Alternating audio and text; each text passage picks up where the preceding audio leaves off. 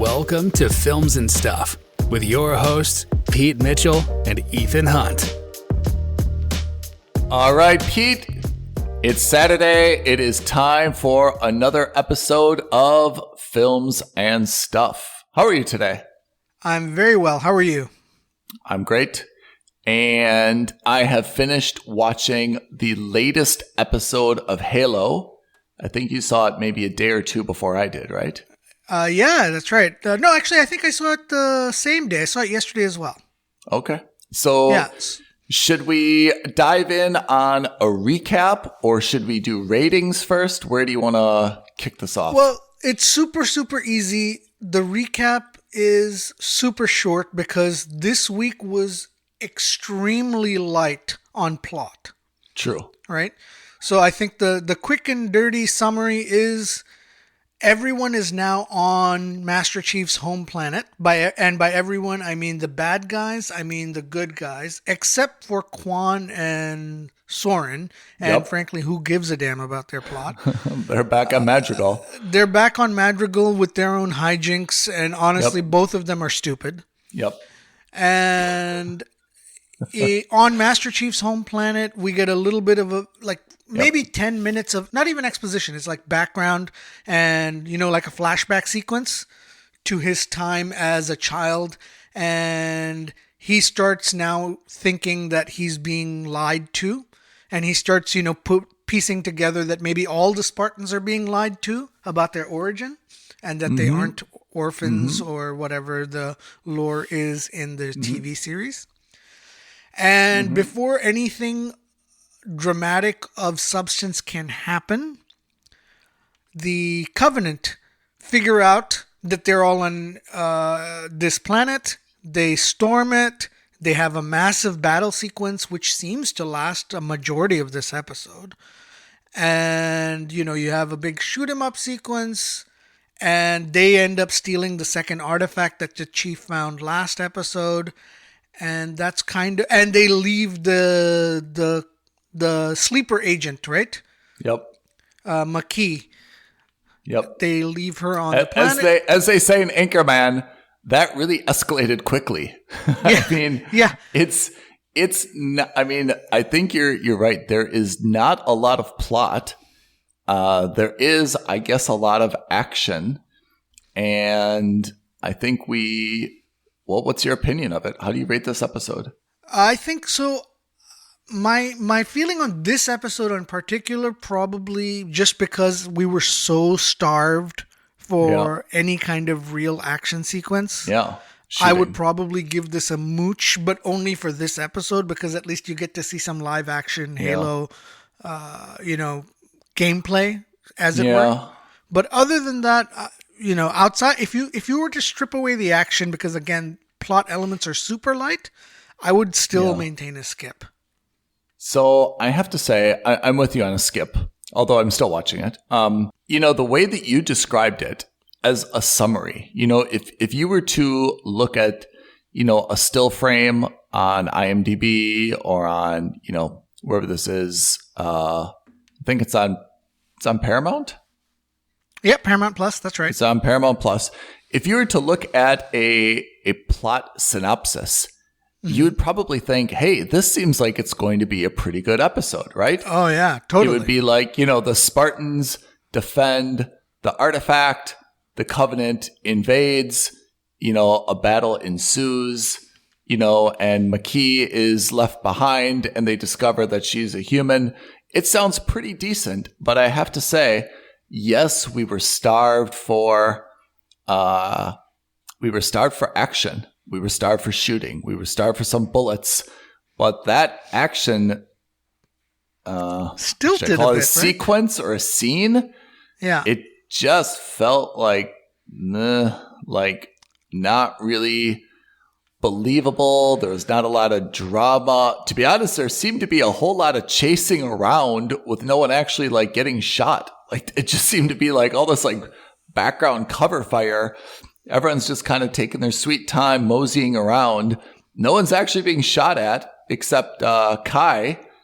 Who really takes it badly, right, in this episode. And like it just goes to show that like her removing that emotion chip in the previous episode or in the previous 2 episodes, whenever it happened, like Master Chief still seems like he's fully in control of himself. I mean that in the loosest way possible, because obviously now Cortana can control him, right? He takes a dive for Halsey and gets stopped mid-dive. But I mean, at least emotionally, he feels like he's got a handle on himself. Whereas as you said, it's not his first rodeo. Yeah, he knows what he's doing. Right. And Kai is kind of like all over the map emotionally. And I thought it was hilarious how just by looking at her through binoculars from like 150 meters away, he could tell that she had taken out her implants because her hair is red now or got streaks of red in it. And he's just, I thought that was a bit of a funny leap for someone like Master Chief to make, but fine. Again, if it gets the plot going, it gets the plot going. And then that kind of, I'm sure it'll come back in the next episode. But, that kind of throwaway line of I'm not going to clear you for duty gets thrown away because obviously they get attacked and she's left to, he was just like, okay, do I leave the compromised person covering our backs or do I have the compromised person in front of me? It felt a little off. And as you kind of alluded, I have to say, for a show that's spending $20 to $30 million an episode. Oh, this is the statement. This is not even a hot take, but it's a statement that has to be made. This strangely feels like a B-movie action sequence. I agree. Right? You know what I thought of? This felt to me, I don't know if you remember, Starship Troopers. Yes. This felt to me so empty. I mean, there's just this wide open, kind of deserty type space, but then there's, I guess, some cliffs. It was just like, it was kind of like everything just ghosted and appeared out of nowhere. The scenery, the backdrop, it just seemed so manufactured. And then the battle itself, I felt really just kind of came from nowhere, right? So Master Chief is like, I don't remember what he was grumbling about. And bless that guy who's doing a pretty good work given the material that he's got to work with. Cortana says, hey, what? Slipstream detected, right? There's a break in the slipstream. Last second, right? Yeah. At the very last second. Just that fast, interrupts him, notifies him. Suddenly, there's a Covenant shooting down one of the ships, shooting everybody. And the first thing that occurred to me was the Spartans were moving pretty slow. Like everyone was just kind of pretty lackadaisical about, hey, we're being attacked. And everyone's kind of like, all right, you guys go left. You guys go right. You guys cover me. And meanwhile, like they were being, really under attack. I thought that there was just kind of like a lack of urgency. And then I felt that so what do I call the guys who are not Spartans? Are they just Marines? Yeah, I think they're just Marines. I think in the games as well, they're just referred to as the Marines. So if the Spartans have these guns that it seems very easily kill Covenant, right? Why doesn't everyone have that type of gun? So theoretically, I mean, in the game, the guns are shared across the entire platoon. Yeah. Right? So the Spartans have the same weapons that the Marines do as well. Yeah. With a few exceptions, of course. But in general, everyone's got the same armory. Let's put it that way. Okay. I mean, because I felt like, the Spartans are just taking like 2 shots and Covenant goes down. Whereas the Marines are just like shooting like these 50 caliber, just whirling machine guns. And it's kind of like the stormtroopers in Star Wars. Yeah, it felt a bit like they're not hitting anything. Yeah. Yeah. There were credit where credit is due. Once the action sequence started ramping up and that sequence where the Spartans jump on, Master Chief is driving the artifact in the Warthog towards Halsey's ship. Yeah. Right? And then they start, the grunts come in, and it was nice to actually see the other enemy types also from the games. Whether they're depicted well or not great, but it was just a nice throwback to the games. Yeah. Fair enough. Yeah. So you see the grunts come in, he takes over and he starts killing the Marines who are driving, and then Master Chief jumps on the Warthog, kills the grunt. And he has that one moment where he's like, all right, Spartans, everyone form up. Yep. Kai, of course, you stay back. On me, what was really nice was, you see the Warthog driving at full speed, but the Spartans kind of keep up in while they're running. Yes. And then they do their acrobatic jumps and flips. And I thought that was kind of cool because it gives perspective on the fact that the Spartans are superhuman in their ability. Yeah. It harkened back to Avengers Infinity War, where you see Black Panther and Captain America running towards the battle in super speed, and they're like destroying everyone in terms of speed, right? They're like miles ahead of everyone. So that was a nice touch, small minor touch, but it's nice to show because in terms of size, you don't see much of a difference, right? Yes, of course, the Spartans are maybe like half a foot to a foot taller than everyone else. But for me, in my mind, I've always thought of Spartans as being like, if the average human is anywhere between 5 and 6 feet tall, I thought the average Spartan was anywhere between 7 and 9 feet tall. Whoa, you know what I mean? So like in the games, you always felt like they were very much larger than life. Yeah. And in the show, they haven't been shown that way. So it was nice to see them have those larger than life capabilities at least, right? Yeah. But as you rightly pointed out, it seems like a B movie. The difference is that, for example, in Starship Troopers, I remember watching that and I thought it was good because it was, it wasn't a group of Marines fighting 5, 10, 20 of those arachnid creatures. It was like thousands and millions, right? Yeah. Yeah. That was the scale that you were talking about. The volume. Right? It was a volume game, so it was like a wave defense kind of movement. And in this one, it's not an infinite number of grunts. It's not an infinite number of jackals. It's not an infinite number of the Covenant. And so when you see them, you're just like, the stakes didn't feel that high in the fight sequence. Right. And even though they tried to, right, with Kai getting shot and dominated, she got absolutely bodied in this episode. Right. And even then you're just like, man, the stakes don't feel that high because there's no way that that Paramount is going to allow a Spartan to die by gunfight in a battle like that. Like I can see her being stabbed by an energy sword in the back because she was emotionally compromised. I would have gotten that. But this, it seems so weird. And she just kind of stood there and took it. It's not like she was trying to dive out of the way. The deer in the headlights kind of look like, wow, blood. This is so overwhelming. I can't move, like, nah. It felt out of shape because like even though you don't have your emotion regulator in there, you're still a trained Spartan Marine. Like at some point training has to kick in, right? Well, you know what? That's a very good point because we saw that Master Chief without his emotion regulator, what he did was he was still acting like a soldier. But remember when he started punching whatever he started punching. Oh, right? Yeah, that's right. That's right. And he had like a bloody mass. And that I thought was a good example of what the emotion regulator does, which is it should temper you. It doesn't cause you to like totally lose any of your training and your ability to function. It doesn't paralyze you. It just says, hey man, like the thing's dead, no more anger, move on to the next one, right? Right. It amplifies your extremes, I would have said, right? And that your emotional regulator probably tamps those extremes down. It's a regulator. It's a regulator. Exactly right. This isn't even about being regulated, right? She just stood there frozen in, like you said, like a deer in headlights. It was crazy. Yeah. So, one of the things that really bothers me in all movies, but especially in this scene is I call it, I'm making this up now. I never called it this before. I'm going to call it the infinite runway or the infinite tunnel. We've all seen these action sequences where they're on an airplane or they're in a tunnel, car chasing. You're like, how long is this runway? Like they're driving 100 kilometers per hour for Fast about 3.5 minutes. The end of Fast and Furious 7, where they're chasing the seems like a very long tunnel, right?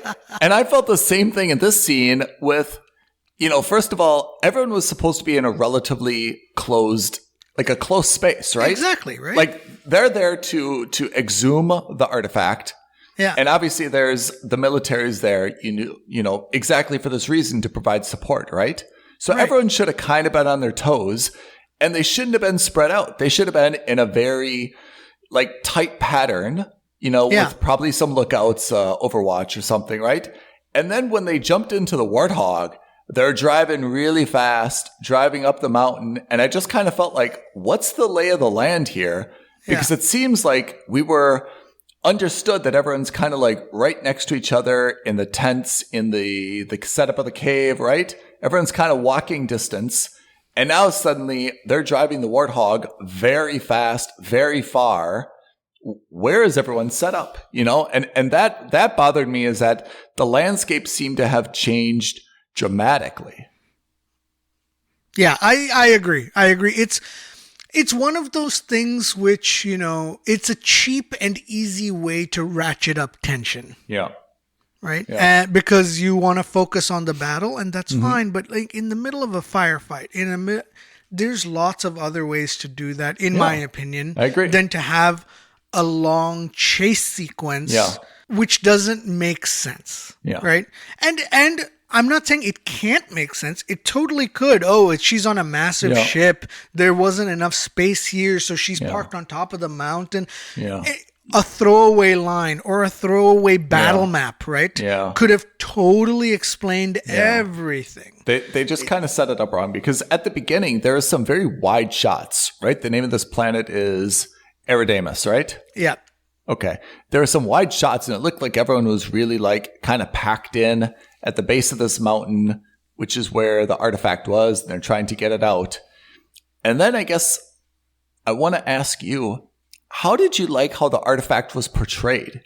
It was kind of ensconced in stone / glass, and everyone was being very delicate about it.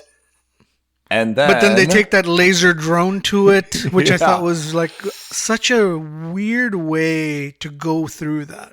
Yeah. Fine, but look, I'm not going to argue or nitpick on these little technological things, because I mean, we're talking about a video game, right?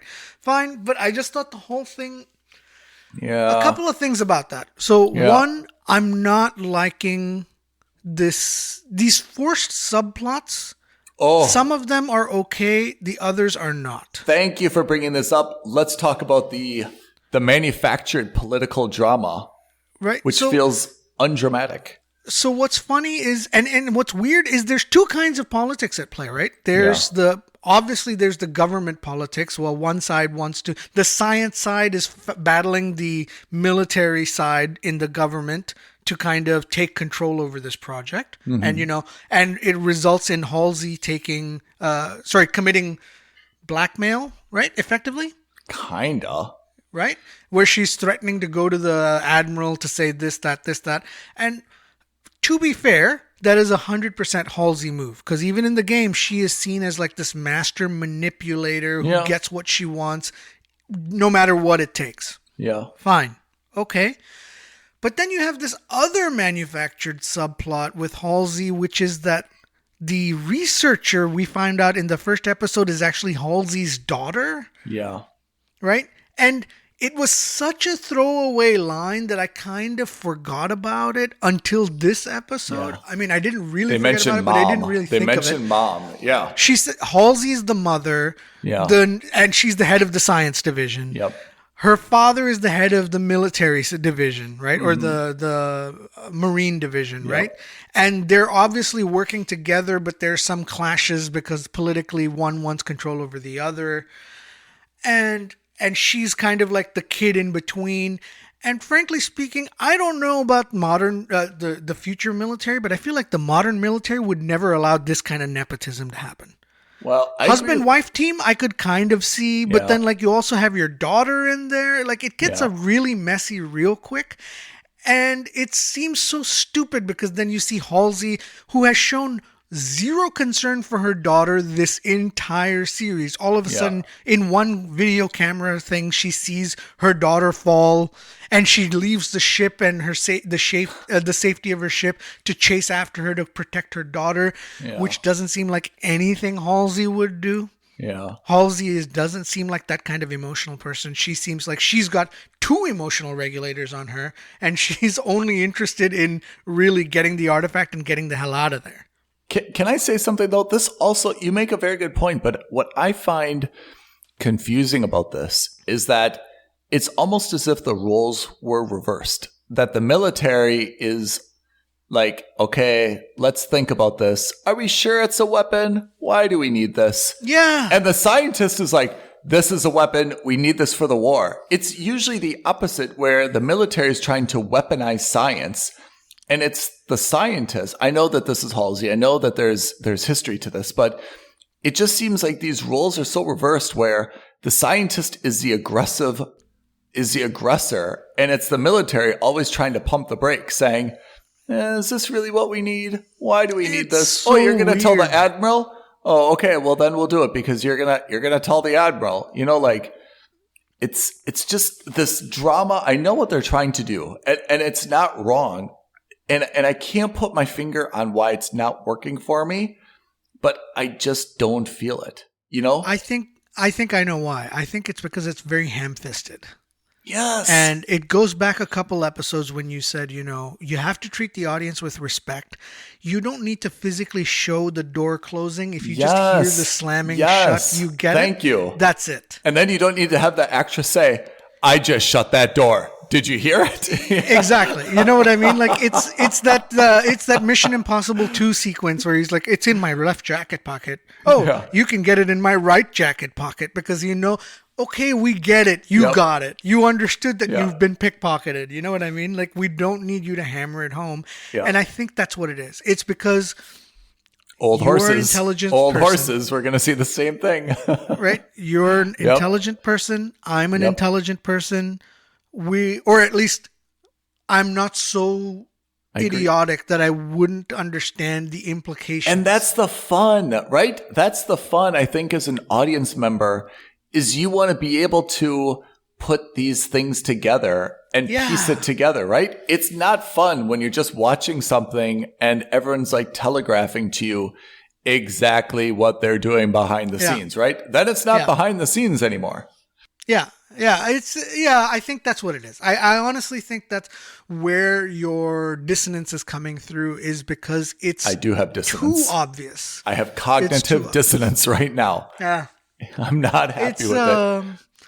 Yeah, look, I think ultimately we're saying the same thing, which is to say the action of this episode was almost enough that it could have been spread apart in a couple of different episodes or over a couple of different episodes, and it would have kind of at least kept us engaged, because I will say the action did keep me engaged. Even if the episode wasn't great overall, as someone who has now been deprived of action for 4 episodes, I was just happy enough to see Master Chief actually fire a pistol. Yeah. I was actually happy to see him running through with the Bulldog shotgun and killing Covenant. It just... It was a little bit of, wish fulfillment as a fan of the video game. It was a long time coming. But in terms of the TV series, we have to be objective. We have to take a step back and take a bigger picture. How much was really out of 1 hour or whatever the show is in terms of length, how much was really added to the lore of the story? Very little. Yeah. Master Chief has figured out that the non-battle sequences are effectively Master Chief figures out that not just Halsey, but the UNSC is hiding something about the adoption of all the Spartans, right? Even Cortana figures out something. Can I just say something on this? That's absolutely true, but that's also a very tried and tested storyline. Very cliche. We've seen, right? Yeah, that's a better way to say it. It's cliched. Yes, Master Chief, a lot of kids have been abducted. They've been made into Spartans. That's happened in a lot of different movies, a lot of different films. It's tragic. It's wrong. It's human trafficking. But that's it. There's not a lot of mystery. And you know what? And to be honest, they've actually probably said too much about this. We figured it out already, right? We get it. These kids weren't just like dropped on the doorstep in a basket saying, right, please make this child into a Spartan. Yes, they were somehow identified as having some type of characteristic, physical or psychological, that made them Spartans, and they were taken to be Spartans. We don't need to know exactly how. That's, I guess, left to our imagination, right? We've gotten a few pieces, but to be honest, I think we've got enough pieces, right? And again, like I said at the very beginning of before we first started really looking into Halo, if that's what you wanted to do, by all means do that. But then don't, then this show shouldn't be set in the Halo universe at the start on their silver timeline. You make a 10-episode miniseries or even a 5-episode miniseries which talks exclusively about this formation of the Spartans. And, this is a young Halsey who's campaigning. Then it becomes a little bit more of a political thriller kind of thing where she's campaigning amongst the scientists that why this is ethical or not, or why it doesn't matter if it's unethical. That's, it's a different kettle of fish, but like what you're trying to do now is you're mixing and matching, you're talking about the ethics of the Spartan program in the middle of a battle. And frankly speaking, it's almost irrelevant at this stage. When you're fighting for your life, are you really worried about, when you're in this war, are you really worried about how the Spartans were created at this stage? Yeah. It seems a little superfluous. And I will say, for someone who can look through a set of binoculars at Kai and realize that she's removed her emotion regulator without even speaking to her, right? If he's ready to make that leap in thought process, well, I feel like he should also be ready to make that leap that, hey, Halsey's been lying to us about our adoptions, and just leave it at that, or then go and talk to her, confront her immediately. Like, why do all this digging and all that kind of stuff? We do have, to be fair, we've got 2 mysteries, and let's you and I dig into them because it seems like the show's not going to make them front and center. One mystery, I know you don't like it. I'll do it first. What's going on in Madrigal with Kwan Ha and Soren? Because I think it seems obvious. At some point, Kwan has to be something or Madrigal has to be something. These have to converge. There has to be an importance here because it's too bloody boring otherwise to be spending valuable film time on, right? Exactly. So I think what's going to happen is we're going to find out that Kwan's father knew about the relic. Okay. Knew about its significance.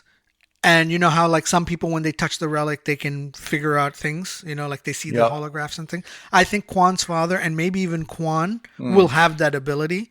Okay. They'll figure out that what Halo is, and that will converge their storylines with the UNSC in trying to stop the Covenant from firing the Halo. Okay. Number 1. Number 2 plot line. How did they get the relic back, or... Oh, no, Makee. Oh, the Makee thing, yeah. Like, what's her end game? Yeah. Because now they've got the artifact, so why leave her? Yeah, I have to say that was... maybe if we weren't so biased against the show, we would have said, that's a pretty good ending, right? That's a pretty good way to end an episode with a lot of intrigue. I agree. Because remember, before she dropped down... She said something like, make it look good, right? Yeah. And I thought, when she said that, to be honest, she was going to be asked somehow to be like roughed up. Yeah, punched in the face. Yeah. That's what I thought too. I kind of thought she was going to go back to whoever the dude is, right? Yeah, the Holy One or the Precious One. And she was going to say, hey, like, I got it back. It was really difficult. Look at me. I even got beat up for it. Somehow that was her game. I didn't understand why she said make it look good, and then they just basically like drop her out of the bottom of the ship and they take off, and then she kind of feigns like, oh, I'm so exhausted, right? To me, I have to say, that's a very intriguing plot, and it's a very good plot twist.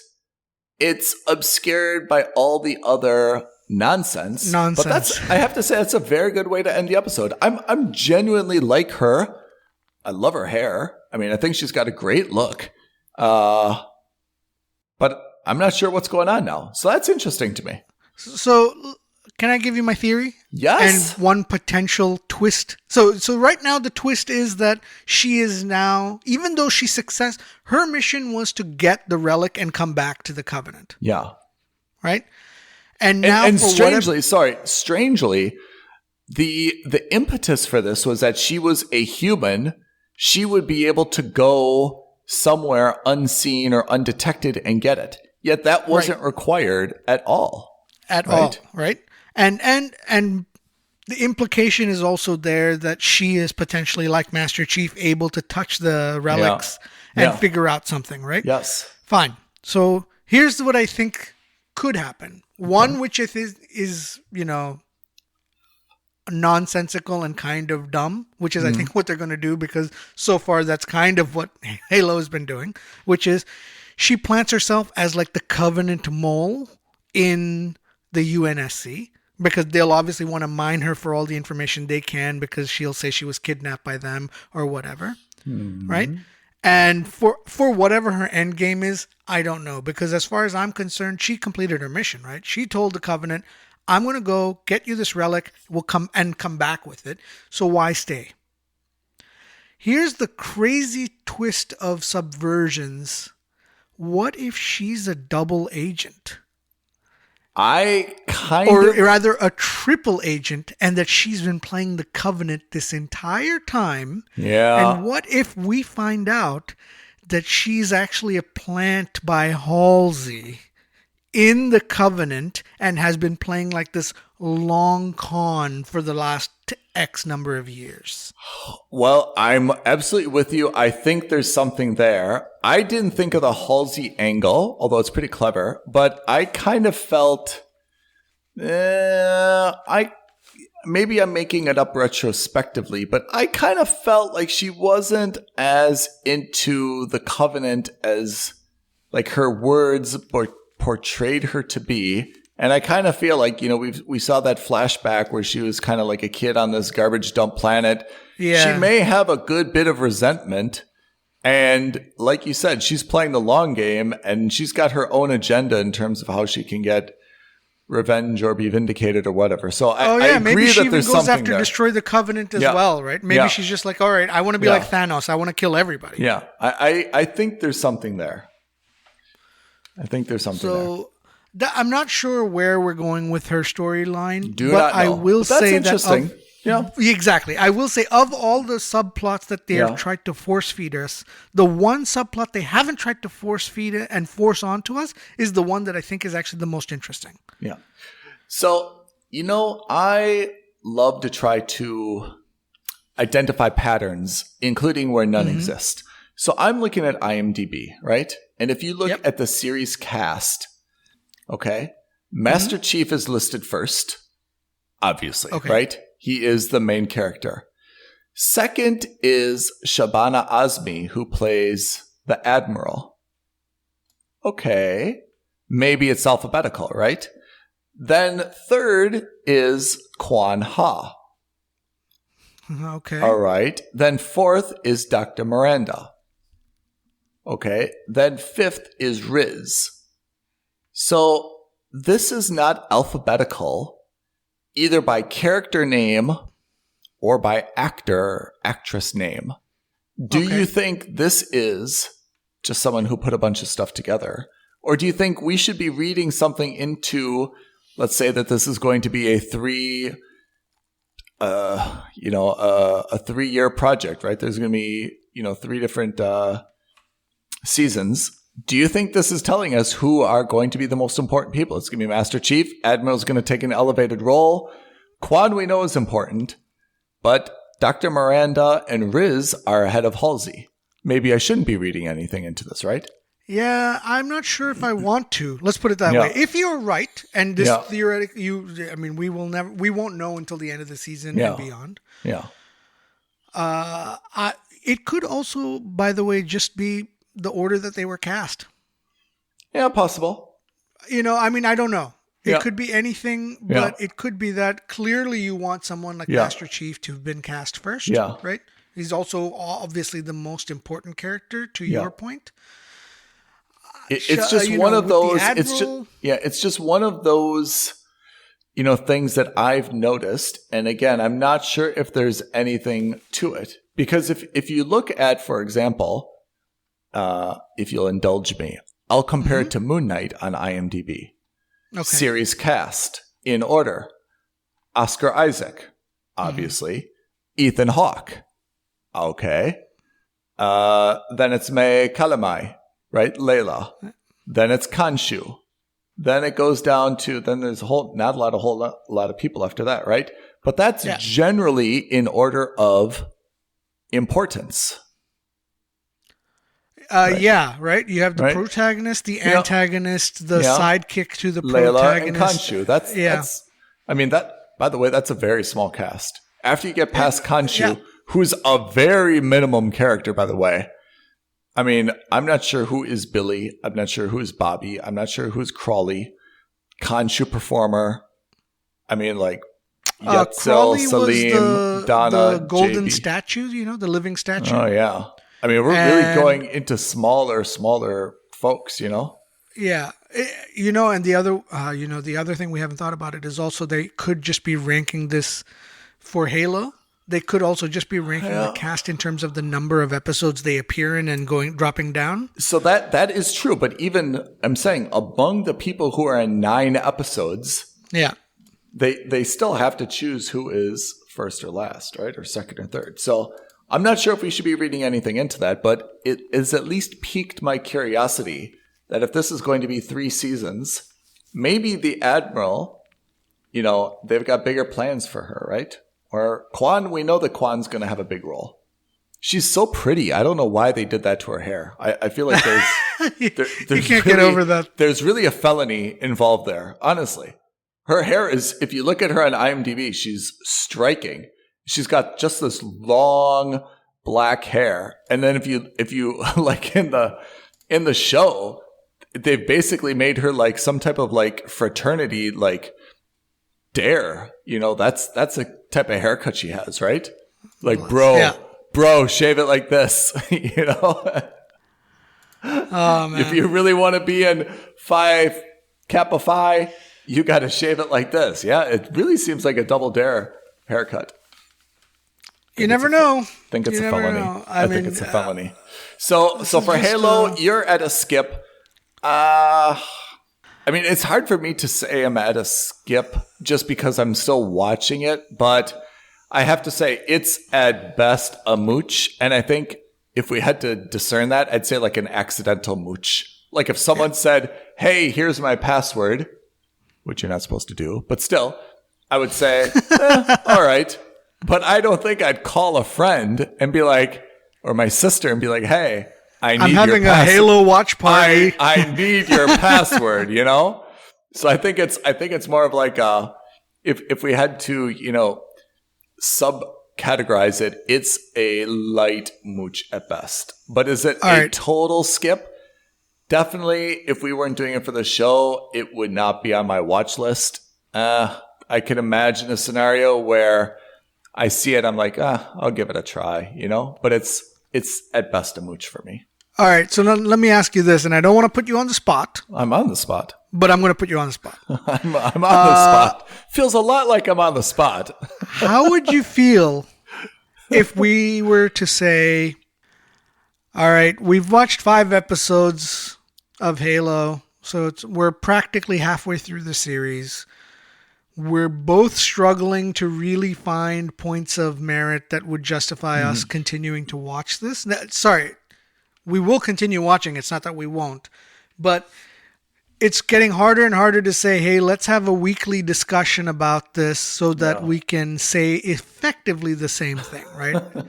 The same thing every week so far has been, it's not that great to watch. Even when there are moments that seem like they're great, they seem very generic. Yeah. Quan has a terrible haircut. Yeah. That's the current thing. There's something about this, though. I know where you're going with this. The distinction is, if I'm watching this by myself, I'm not having fun. Since you and I are talking about it. Yeah, we get to hate watch it a little bit, right? It's not like we're enjoying it, but I'm enjoying the idea of talking about how disappointed I am with you and picking apart the things I have an issue with. But that's a very fair point. But again, if I'm not me, I'm, dad bod, and I've got 1.5 hours on my Friday night when the kids are asleep, my wife is, gone, and I get to watch something. I am absolutely not watching Halo. I'm not. And that, I think, is how you judge a show. You and I can watch something super miserable. We'll talk about it, and we'll laugh and enjoy talking about how much we didn't like it. Yeah. So I think that's the distinction right there. Is that if you and I were verboten from speaking about it to each other, we'd be like, there's no point in watching it anymore. Yeah. Okay. Fair enough. Okay. Good. So let's, in that case, then. But maybe let's do this like 2 episodes at a time, right? Yeah, I was about to say, maybe instead of doing this on a weekly basis, we do this on a bi-weekly basis or a fortnightly basis or whatever the correct term is. I'm not sure what fortnight is. That's such a British thing. What is a fortnight? Apart from the game. It's 14 days. 2 weeks. Why do they call it a fortnight? I don't know. Huh. I have no idea. All right. Go on. So let's do it fortnightly then. Yeah, so maybe what we do is, so we've watched episode 5. Yeah. I'm still at a skip despite the action sequence of this season, of this episode. And I think that what we can say is let's reconvene for episode 7. In a fortnight. Right? In a fortnight. And what that allows us to do is also maybe grab a bigger picture of what's going on. And that'll allow us to say, hey, now we've got only 2 more episodes. We need a timeout. We need a timeout. We're like a relationship that just needs some space. Yeah. Let it breathe. Let it breathe. So, unlike a fine wine. Like a fine wine, Halo does need a little bit of breathing room. I think it's the opposite. I think it's like a wine where you're not sure if it's stinky, if it's gone bad or not. You're like, well, let's just leave it to the side for a while and see if it solves itself. Exactly. One way or another, time will fix us. All right. And let's see if we've got any listeners who disagree with us. Maybe we've got some passionate lovers or haters out there, and they're saying, "Hey, don't leave us hanging. We need to hear about this." Yeah, absolutely. And if you are one of those people, tell us why. Right? Explain to us why this is a show we should be watching and waiting every, or why Wednesday we're being unfair. Thursday. Are we being unfair? It's possible. We're humans. We're biased. Absolutely. Yeah. Right? Aloha at filmsandstuffpodcast.com. Aloha means hello. And at F&S Podcast on Twitter. Curse us out or praise us. We'll take it. Indeed we will. Pete, pleasure as always. Before we go, what is our next episode? Next episode, we're going to talk about a show we're actually really enjoying, or at least I am very much enjoying, Moon Knight. Moon Knight. Okay. We'll catch you on the flip side. Thanks, everyone. Until then, thanks, Ethan. Thanks, everyone. Thank you for listening to another episode of Films and Stuff. If you haven't already, please subscribe and review on Apple Podcasts, Spotify, or wherever podcasts are downloaded. Films and Stuff. There is no substitute.